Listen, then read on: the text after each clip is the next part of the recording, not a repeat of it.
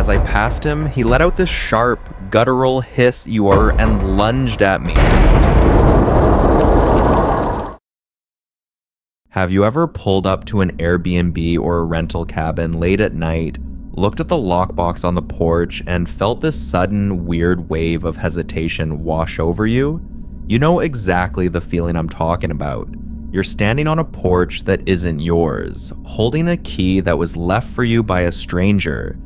And as you turn that lock and step into the dark, unfamiliar house, you realize something pretty unsettling. You have absolutely no idea who has a duplicate copy of that key. You don't know who lived there before. You don't know who the neighbors really are, and you definitely don't know if those old, creaky windows are actually locked from the inside. We trust these rental apps with our safety every single weekend, blindly walking into houses tucked away in secluded towns, assuming that a 4.8-star rating on a screen means we are perfectly safe. But here is the thing that really gets me. A house is just wood, brick, and glass. It doesn't care about corporate safety guidelines, and sometimes the people who own those houses or the people who live just beyond the property line have a very different idea of what hospitality looks like. My name is Thomas, and the story I'm sharing with you today is about a road trip I took through the rugged, isolated parts of western North Carolina. To be completely honest with you, it's a story that still makes my hands sweat whenever I have to book a place to stay online. If you're sitting there thinking this is just going to be another cliche ghost story about a haunted house, I totally get it. The internet is flooded with that stuff. But the terror of this night wasn't supernatural at all. It was grounded in pure, terrifying reality. It's about how vulnerable you truly are when you are miles away from home, in a town where nobody knows your name, and you realize that the walls meant to protect you are actually keeping you trapped inside with something dark. So, if you've ever found a weird door locked from the outside in a rental house, or felt like the layout of the place didn't make sense, do not ignore that feeling. Your survival instincts are trying to tell you something that the listing completely left out. This happened during the middle of summer about 3 years ago. I had been working non-stop, running on fumes, and I decided to take a solo road trip through the Blue Ridge Mountains. I just wanted to drive, look at the scenery, and spend a few days completely isolated in a quiet place. I found this beautiful, rustic little guest cottage listed on a popular rental app. It was situated on a massive, heavily wooded lot about 20 minutes outside of a tiny mountain town. The photos showed this gorgeous stone fireplace, a cozy bedroom, and a long gravel driveway wrapped in thick oak trees. The reviews were great, mostly saying how peaceful and quiet the property was. The owner, a guy named Marcus, seemed super professional in his messages. He told me he lived in the main house about a quarter mile down the road, but that he would leave me entirely alone to enjoy my privacy. At the time, that sounded like absolute perfection. I pack my bags, throw my gear into the back of my truck, and head out. By the time I actually reached the mountain pass, the sun had already gone down, and this thick, heavy fog had rolled over the asphalt. Driving up those winding, unlit mountain roads in the pitch black is stressful enough, but by the time I finally found the gravel turnoff for the cottage, it was past 11 at night. The headlights of my truck cut through the mist, illuminating this narrow path flanked by dense brush. When the cottage finally appeared out of the dark, it looked exactly like the pictures, though a bit more imposing under the moonlight. The forest around it was dead silent. No crickets, no wind, just the ticking of my truck's engine cooling down. I grabbed my duffel bag, walked up to the front porch, found the lockbox, and let myself in. The interior was warm and smelled faintly of old pine wood and cedar. I walked around, flicking on a few lamps, just trying to get my bearings. It was a simple layout, a small living area with a stone hearth, a tiny kitchen corner, and a single bedroom down a short hallway. But as I was unpacking my clothes in the bedroom, I noticed something a little odd. At the very end of the hallway, right next to the bathroom door, there was another door. It was a heavy, solid oak door, completely painted over with thick white paint, and it didn't have a standard doorknob. Instead, it had a massive, heavy iron deadbolt installed on my side of the wall, meaning the hallway side. It was locked tight. Now, this is where human psychology plays a massive part in how we handle fear, and it's something I've analyzed a lot since that night. Behavioral experts call it normalcy bias. When your brain encounters something strange or out of place, its first reaction is to normalize it because panic requires too much energy. Many people approach a situation like this by making up a comforting explanation, right? They think, oh, that's probably just a utility closet, or maybe it's where the host stores extra cleaning supplies and linen. We choose the easy explanation because the alternative, admitting that something is deeply wrong, is too terrifying to face. And I did exactly that. I looked at that deadbolt, told myself it was just storage, and went to the kitchen to make a sandwich. I didn't want to be that paranoid guy who messages the host at midnight asking about a locked door.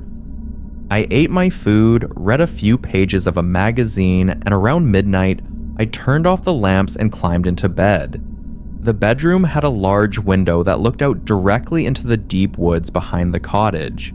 With the lights out, the room was incredibly dark, save for the pale blue moonlight filtering through the glass. I lay there for a while, just listening to the unfamiliar creaks and groans of the old house settling, and eventually, I drifted off into a deep sleep. It was around, 2:30 in the morning when I woke up. I didn't wake up slowly either. My eyes snapped open instantly, my heart hammering against my chest like a trapped animal. I lay completely still, barely breathing, trying to figure out what had triggered my internal alarm. The house was dead silent, but then, through the silence, I heard it. A very faint, muffled rustling sound. It wasn't coming from outside the house. It was coming from inside the wall, specifically from the end of the hallway. I sat up slowly, the sheets rustling beneath me, and slid my feet onto the cold hardwood floor. I crept out of the bedroom, keeping my back pressed against the wall, making sure not to step on the floorboards that I knew creaked. The hallway was pitch black. I stood there holding my breath, my ears straining in the dark, and then I heard the sound again. Thump, scrape. It was coming from behind that heavy oak door. My stomach dropped straight through the floor. It wasn't a pipe and it wasn't a mouse.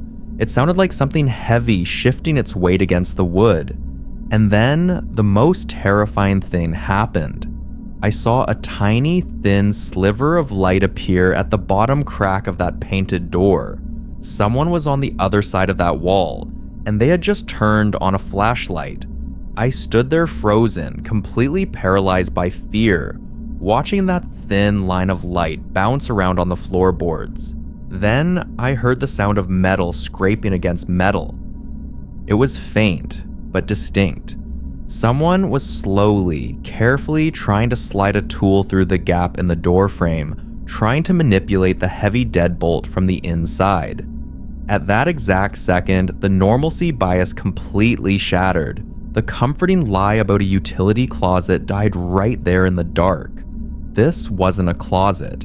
This door led somewhere else. Maybe a basement, maybe a hidden wing of the house, or a tunnel. And whoever was down there had waited until they thought I was asleep to try and come out. I didn't have a weapon. I didn't have a knife or a gun.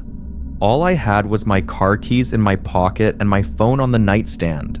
I scrambled back into the bedroom, grabbed my phone, and looked at the screen. No service. Not even a single bar. The mountain valley completely blocked out the signal. I couldn't call 911, and I couldn't message Marcus, the host. I was totally, completely on my own. I heard a loud, metallic click echo down the hallway. The deadbolt had been thrown. The door was unlocked. Hey, let's take a quick second right here. If you can feel the absolute dread of standing in that dark bedroom right now, and if you're locked into this mystery with me, I'd really appreciate it if you could join our community. Hit that subscribe button and give this video a like. It helps me keep bringing these raw, true accounts to light. And honestly, it means everything to have you building this helpful community here with me. Now, let's get back to that bedroom, because this is where my life shifted into pure survival mode. The moment I heard that deadbolt click, adrenaline flooded my system. I knew I couldn't stay in the bedroom. If they came down the hall, I'd be cornered with nowhere to run. The front door was in the living room, which meant I had to step out into the hallway to escape. I gripped my phone, slid my truck keys between my knuckles like a makeshift weapon, and peeked out of the bedroom door. The white door at the end of the hall was standing wide open, a dark, gaping rectangle of blackness. And standing right in the middle of that doorway was a silhouette. It was a tall, incredibly thin man. He didn't have a flashlight on anymore, but the blue moonlight from the living room window caught the side of his frame. He was wearing some sort of heavy, dirty canvas overalls, and he was just standing there, completely silent, tilting his head from side to side like an animal trying to catch a scent. In his right hand, he was holding a long, heavy iron crowbar. He took a slow step forward into my hallway. The floorboard groaned under his boot. Crit-geek. I didn't wait to see what he would do next. I threw caution to the wind, burst out of the bedroom, and sprinted down the hall toward the living room. As I passed him, he let out this sharp, guttural hiss, like a cornered feral cat, and lunged at me. The iron crowbar swung through the air, narrowly missing my shoulder and smashing into the drywall with a massive crack. I stumbled into the living room, my boots sliding on the rug, scrambled up, and threw myself at the front door. My hands were shaking so violently I could barely grab the deadbolt. I twisted it, threw the door open, and bounded out onto the front porch into the freezing mountain fog. The gravel driveway looked like a miles-long tunnel of mist. I didn't care. I sprinted to my truck, ripped the driver's side door open, dove inside, and slammed the lock button. I looked out the window, back toward the cottage porch. The man had followed me out. He was standing on the porch under the dim yellow light, completely exposed now. His skin looked incredibly pale, almost gray, and his hair was wild and unkempt. He wasn't running after the truck. He was just standing there, gripping that iron crowbar, staring at me through the fog with these wide, unblinking, hollow eyes. I jammed the key into the ignition and twisted it. The engine cranked, chug, chug, chug, but it didn't catch. My heart completely stopped. "Please, come on, please," I screamed, slamming my hand against the steering wheel. I turned the key again, giving it some gas. The engine roared to life, the headlights cutting through the mist, illuminating the man on the porch.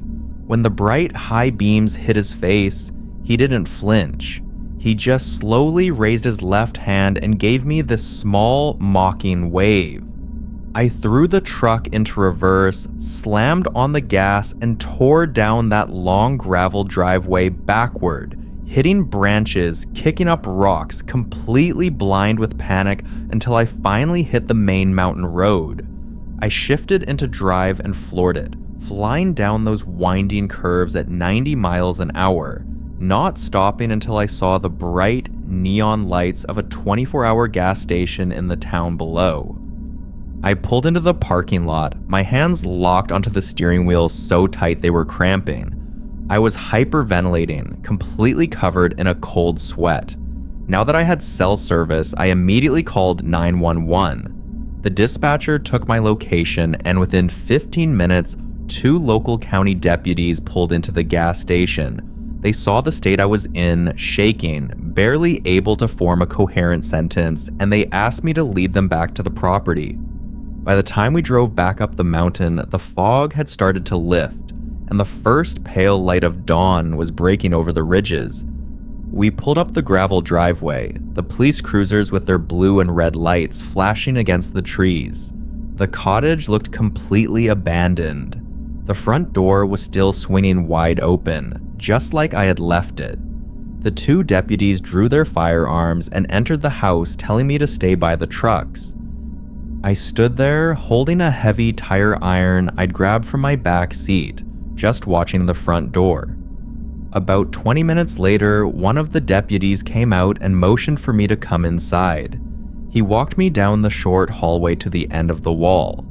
The white oak door was wide open. Behind it wasn't a utility closet, and it wasn't a basement. It was a narrow, hidden staircase that led straight down into a subterranean concrete bunker built directly underneath the hillside. The deputy shone his flashlight down the steps, and we walked down together. The air down there was ice cold and smelled heavily of damp earth and rust. In the center of the concrete room, there was a single twin mattress on the floor with dirty blankets. On a wooden crate next to the bed, there was a small portable monitor.